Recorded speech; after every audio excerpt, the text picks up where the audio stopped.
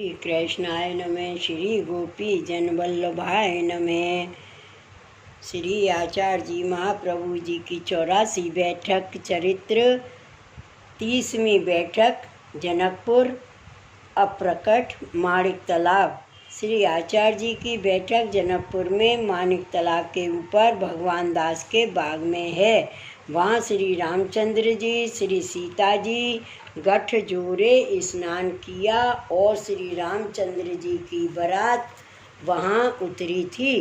भगवान दास के बाग की बैठक में आपने सप्ताह की।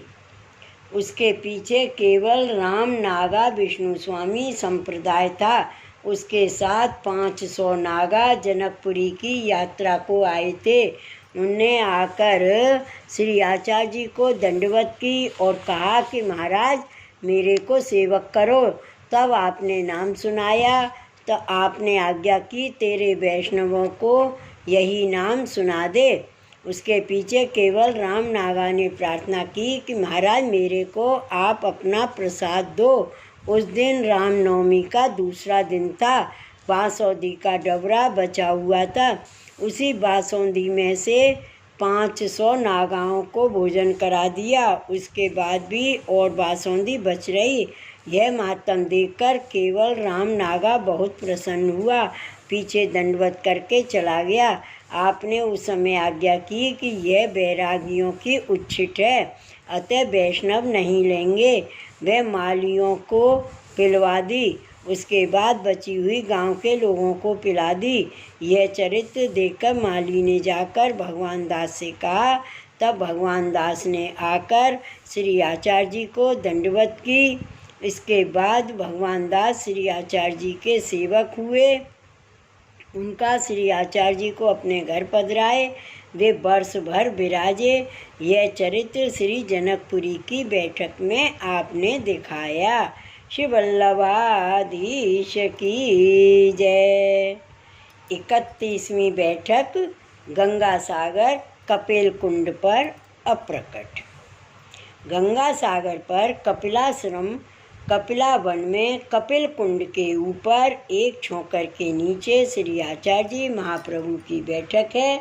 उसके आसपास महाभयंकर वन है। वहाँ सिंह गेंडा गजराज सारस हिरणी भैंसा आदि अनेक तामसी जीव बहुत हैं। वहाँ मनुष्य गम्य नहीं है। वहाँ 6 मास श्री आचार्य जी महाप्रभु आप विराजे। वहाँ तृतीय स्कंद की श्री सुबोधनी संपूर्ण करके आप पधारे। वहाँ धान के मुरमुरा कृष्णदास मेघन अलौकिक रीत से लाए थे। उनको आपने अंगीकार कर कृष्णदास को वरदान दिया। एक समय श्री आचार्य जी सूर्योदय के समय गंगा सागर में स्नान करके अपनी बैठक में विराज रहे थे। तब आपने विचार किया कि देवी जीवों का उद्धार भगवत आज्ञा से करना है। जीव तो तामसी योनि में पड़े हैं, उनको उत्तम योनि देनी है, तभी भगवत भजन का अधिकार होता है। भक्ति के संबंध बिना तो तामसी योनि की निवृत्ति नहीं हो सकती है। इसलिए जीवों का भक्ति से संबंध कराना है। इनकी प्रमेय बल करके तामसी योनि की निवृत्ति हो, तब उत्तम योनि की प्राप्ति हो सकती है। अविद्या पूतना नष्ट गंध मात्रा व शेषतें। संपूर्ण अविद्या पूतना के वध से गंध राशि उसके संबंध से निवृत्त हुई। मूल अविद्या है, स्वरूप ज्ञान विस्मृत कराने वाली है। पूतना के शरीर में चंदन जैसी सुगंध उठी, उसको सब ब्रजवासियों ने लिया। इससे नासिका द्वारा अविद्या का प्रवेश हुआ। चारों पर्व विद्यमान रहे, उनको प्रमेय ब्रह्म से निवृत्त किया।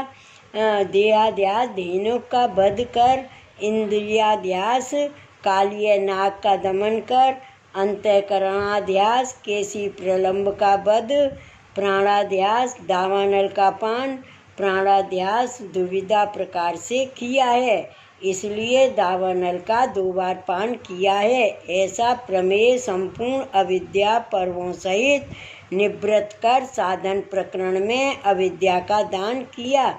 पर्वत सहित संपूर्ण भक्ति देने का संबंध कराया। वैराग्यं सांख्यरूपयोगं च तपो भक्तिश्च केशवे पंचपर्वति विज्ञेयं यथा विद्या विशेष। इसलिए चरणारविंद हैं वे भक्ति रूप हैं, इसलिए इनका भक्ति के गंध का संबंध कराने से इनकी तामसी योनि निवृत्त हो जाएगी, इससे इनकी मनुष्य योनि सिद्ध होगी। ऐसा विचार कर वहाँ से उठकर आप गहन वन था, वहाँ श्री आचार्य जी महाप्रभु पधारे। उस समय 5 वैष्णव अंतरंग आपके साथ थे।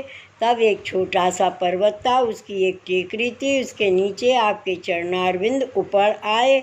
उसी समय आप सब वैष्णवों के सहित उस पर्वत की टेकरी ऊपर जाकर विराज गए। वहाँ आपके चरणारविंद में से अलौकिक भांत भांत की सुगंध निकली। उस गंध का ग्रहण तामसी जीवों ने किया, उससे सर्प तुरंत शरीर तामसी देह छोड़ते गए। पीछे कस्तूरी की सुगंध निकली, उसको अनेक मृगों ने ग्रहण करके शरीर को छोड़ दिया। इस प्रकार जिसको सुगंध प्रिय थी उसका ग्रहण करके तामस योनि निवृत्त हुई। तब वे मनुष्य योनि को प्राप्त हुए, तभी वे भगवत भजन के अधिकारी हुए। यह अलौकिक चरित्र देखकर गंगा सागर पर वैष्णवों को बड़ा आश्चर्य हुआ। उस समय आपने ऐसी आज्ञा की, उसको गोपाल दास जी ने गाया है। ए तामसानाम अगहर्या प्रताप पद रज गंध। यह चरित्र श्री आचार्य जी महाप्रभु ने गंगा सागर की बैठक में प्रकट किया। श्री वल्लभाधीश की जय, श्री गोवर्धन नाथ की जय, श्री गोकुल नाथ की जय। जय जय श्री गोकुलेश, जय जय श्री गोकुलेश।